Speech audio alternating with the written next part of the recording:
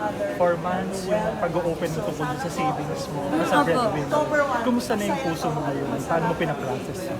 For me, before ko naman po yun i-open up sa PBB, I made sure na I'm really healed and mararamdaman at maririnig yun naman yun the way ko ikwento. Walang bitterness and walang grudge from my family. So I'm really healed and wala anong magagawa ko? It's just a matter of inspiring others about my story. It's never about to spread hate sa family and sa parents. Okay kayo nung Yes, okay kami. Actually, kaka-date lang namin kagabi. So, okay talaga kami. Wala naman tayong magagawa. Nagawa na, naubos na. Ang magagawa na lang natin ngayon, magpatawad, mag-share ng inspiring story, and of course, ipakita sa kanila na andito pa rin tayo, hardworking, and kakayod at kakayod pa rin. naka-recover ka na financial? No, still a work in progress. Nag-viral na rin kasi sa TikTok si Mimi Moy sa Dr. Yes, Daughter. Dr. Daughter. Yeah. So, kumusta yung reaction doon? Kasi ngayon, tawag sila yun sa Twitter. Ito Mimi Moy sa Dr. Daughter. Siyempre, sobrang nakakatuwa po. Proud moment. Kasi siyempre, pag may mga role na tumatatak, di ba parang yun yung trophy namin, yun yung achievement na sabi namin, yay! Yun nga, may pelikula nga tayo, ganyan. And nakakatuwa na kahit super short lang na exposure ko, minahal nila yung character and yung naging role ko sa Contrabida Academy. So, super happy, super kinikilig po ako every time may nagsabi sa akin, sa Dr. Daughter, tuwa po ako, kinikilig ako. Kasi di ba yung film, ang maganda doon, pinapakita na okay lang maging kontrabida. Yes po, So, yes po. naniniwala din kayo. Totoo naman po di ba? Parang ang isang palabas ng walang kontrabida. Saan papunta, di ba? Like, hindi naman necessary na masama and evil lahat ng kontrabida. Minsan yun lang din nagdadagdag sa spice, yun lang din nagdadagdag sa story arc. So, wala naman po masama. Ano yung natutunan mo dun sa pinagdaanan mo yun? Inubos talaga yung finance mo? Ano po? Ano Yung po finance mo na naubos? Ano Ano yung mga natutunan mo? I learned how to forgive. I learned how to value money more. And natutunan ko po na it's just a matter of choices. Na wala rin naman din kasing choice yung family ko. And I will never take it against them. Kasi para saan ba nila hindi naman sa sugal, hindi naman sa bisyo. Para buhayin lang din naman nila. So it's just a matter of choosing wisely and prioritizing savings. And ayun, dun mo talaga makikita na being financially stable and financial freedom is really everything dito sa mundo. And wala dun talaga umikot yung mundo. Walang hate about it. I'm happy na pinagdaanan ko yun kasi feeling ko mas tumibay ako and mas naging masipag ako. Last na yung message mo sa mga kabataan na same experience din. It's your own pace. Hindi kita inaobligang patawarin or intindihin. Hindi ko sasabihin sa'yo yung toxic na narinig mo na magulang mo pa rin yan. No, you have your valid reason na iintindihan kita and we're on the same page. Hindi ka obligado umintindi lagi. Hindi ka dapat laging bigger person. But also, ibigay mo rin sa sarili mo yung freedom of forgiveness and yung freedom ng peace. Kasi kailangan mo rin yan. Kailangan mo rin ng peace sa puso mo. But again, it's on your own pace. Hindi ka namin sisisihin, hindi ka namin i-judge. Go lang. Go with the journey, go with the flow. Kung ano man yung kapupuntahan ng pinagdaanan mo, story mo yan. You do you. Cyril, ang ingay ng mga PBB housemates, Opo. di ba? Anong nagawa sa'yo? Anong naitulong sa'yo? Since yung iba parang mas lalong sumikat, ikaw, Cyril, manapat na bago pa pumasok ng PBB. Ako po pumasok naman po ko, hindi ko naman iniisip na ayun nga po yung sinasabi na parang Siren Manapat. Na for me, it's really an experience and it's a childhood dream. Di ba parang sino ba naman yung ayaw makausap si Kuya sa confession room? Sino yung ayaw na parang kang magre-retreat ng more than a month ka na malayo sa ingay ng mundo. So for me, wala. Masaya lang po talaga siya. Isipin mo natin yung exposure or yung chances or yung opportunity na binigay ng PBB. It's more of the experience po talaga.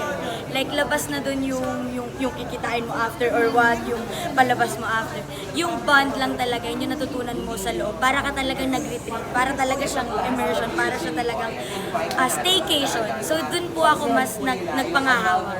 Pero mas tumami ba ang endorsement mo ng projects after ng PBB?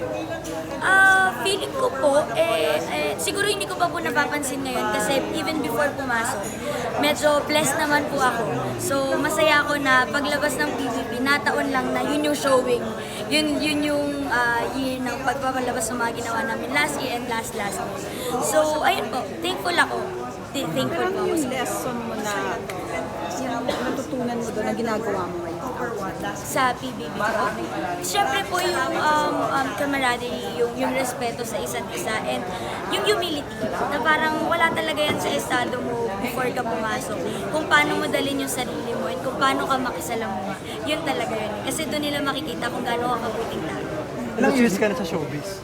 Nag-stop po kasi ako ng 6 years, but I've been in the industry since I was 4. 21 na po ako ngayon. So, 17 years ago ako nag-start. Minus 6 years, so I think 11 years.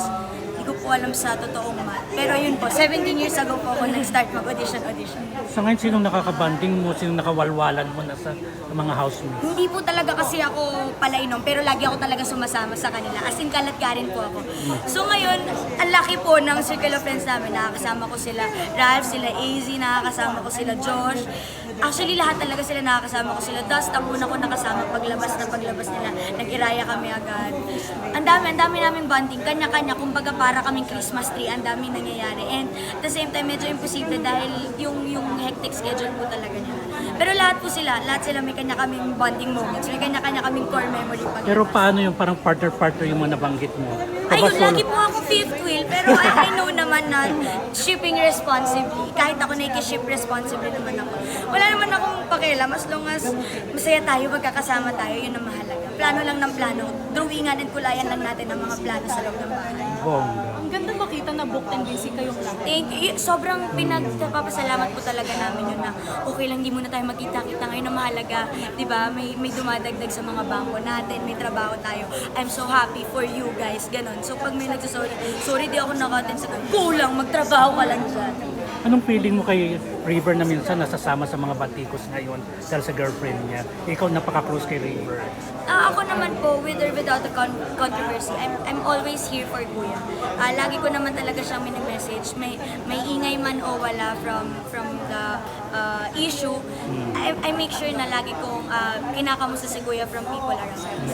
May mga netizens na nagsasabi na maganda na magsama kayo sa project ni Noel and Elijah Cantona. Ay, I love it! Yeah, so di ba? Actually, ano rin po yun, isa rin yun sa gusto ko din talaga. I mean, gusto ko makatrabaho si Will and gusto ko makatrabaho si Jello. So kung pagkasamahin pa kami tatlo, it's a dream come true. And nakaka-excite. Anong gagawin namin? Anong i-offer sa amin, di ba? Parang sobrang saya po nun. Ang saya paglaruan, ang sayang experience nun. Saan nga daw sa acting pag kayong tatlo? Para sa akin, mas bonding kami dun. So, ang saya. Sana po, sana naman. Sana kung may friends po kayo dyan. Work kami together. Saan ka? Team Will ka or Team Dasbia? Team Bianca na lang para doon tayo sa ikapapayapa ng lahat. Wala nang away-away. Mahal ko sila pareho. I'm so close with Dustin and with Will. You mentioned na 21 ka lang. Diba? Apo. Pero hindi ka ba napo-frustrate na parang sinesexualize ka ng ibang sa social media? Gets mo Ako yun? po kasi na-experience ko naman ako sa minor. So, kung 21 Na man parang ako too ngayon. sexy daw. And thank you if that's what you perceive sa image ko. Thank you so much. Pero of course, you can look responsible, 'di ba? Parang mind your own business. Nasa mindset mo pa rin 'yan. So, kung tingin mo marami kaming mga sexy dito sa plataforma to, thank you very much. But of course, babalik yan sa mindset. Kung what would you do about it? It's all about you. It will never be about me and my body. Kasi wala akong ginagawa. Wala rin ginagawa masama ang katawan ko. So, nasa utak mo yan. And I think, ayun lang, magiging appreciative ako na binigyan ako ni Lord ng ganitong katawan. Yes. Seductive daw. So, yun po. Picture lang. Go lang po.